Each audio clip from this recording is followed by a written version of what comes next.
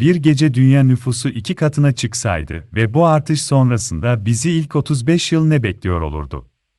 Bir yıl içinde New York nüfusunun 10 katı kadar bebek dünyaya geliyor, bu hızla çoğalmaya devam edersek, zaten 59 yıl sonra dünya nüfusu 2'ye katlanacak, 7 milyar insanın yükünü zor taşıyan dünyamız, bir gecede böyle bir şeyle karşılaşırsa ne olur? Ülkelerde 2 katına çıkan nüfusu barındırmak için tek çare dev gökdelenler, 1 milyon ton ağırlığındaki 200 katlı bu gökdelenlerin, dünyanın derinliklerine batmaması için, kayalıkların üzerine inşa edilmesi gerekiyor, konut sırası bekleyen insanlar, kalacak yer bulmakta zorlanıyor.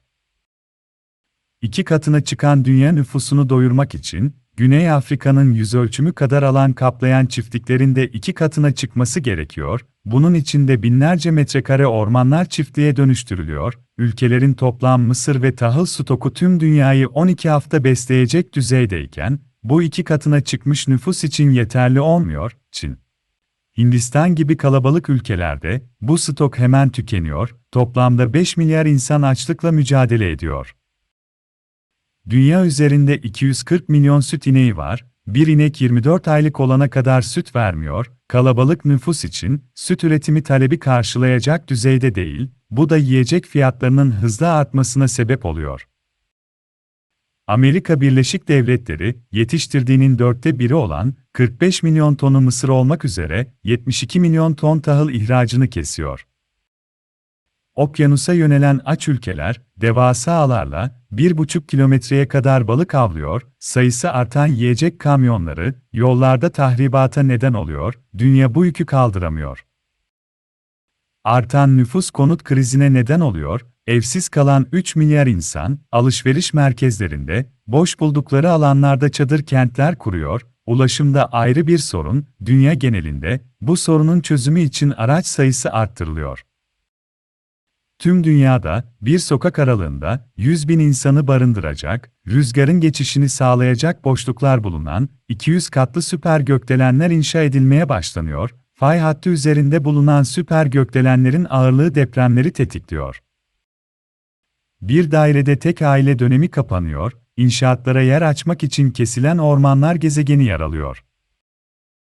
Dünyanın birçok ülkesindeki su şebekeleri, aşırı artan ihtiyacı karşılayamaz hale geliyor, kullanım miktarı 2 katına çıkınca, şebekeler yetersiz kalıyor, tatlı su kaynakları, taşan kanalizasyonlarla kirlenmeye başlıyor, temiz su sıkıntısı, dizanteri ve ishal salgınlarına yol açıyor, kanalizasyon ve çöp toplama sistemleri yetersiz kalıyor. Bu da fare işgaline yol açıyor, farelerin taşıdığı ölümcül hastalıkların yanı sıra menenjit ve böbrek yetmezliği gibi hastalıklar da artıyor. Su kesintileri artıyor ve çiftlikler yetersiz kalıyor, kıtlık, işsizlik ve göçler artıyor, yükselen fiyatlar, ekonomik çöküşün olması öfke ve çaresizlikle birleşince şiddet olayları artıyor, yağmalar başlıyor, kanunlar yok sayılıyor. Enerji üretiminin artışı, çevre kirliliğine sebep oluyor, doğal kaynaklar hızla tükeniyor ve su krizi artıyor.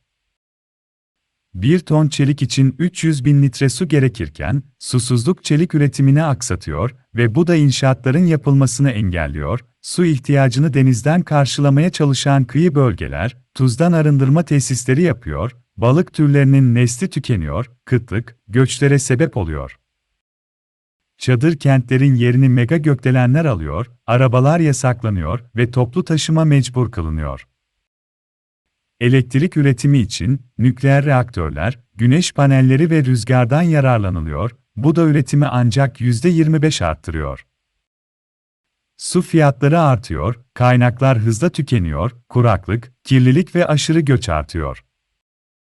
Susuzluk yüzünden insanlar topluluklar halinde kuzeye göç veriyor. Suyun az kullanılması vücutta dehidrasyona ve ileri aşamalarda ölüme sebep oluyor, kullanılan kimyasallar her yere taşınıyor ve su kirliliği artıyor, gübreler, su yüzeyinde yosun birikimine sebep oluyor ve yosunlar ölürken sudaki oksijeni de emiyorlar, bu da balıkların ölümüne neden oluyor. Okyanuslar yüzen çöllere dönüşüyor, kirlilik ve ölüm döngüsü tüm gezegene hakim oluyor. Sahra çölü güneye doğru genişlemeye başlıyor. Ülkeler su sorununu gidermek için kutuplardan dinamit yardımıyla buzul parçaları koparıp sahil şehirlerine çekiyorlar.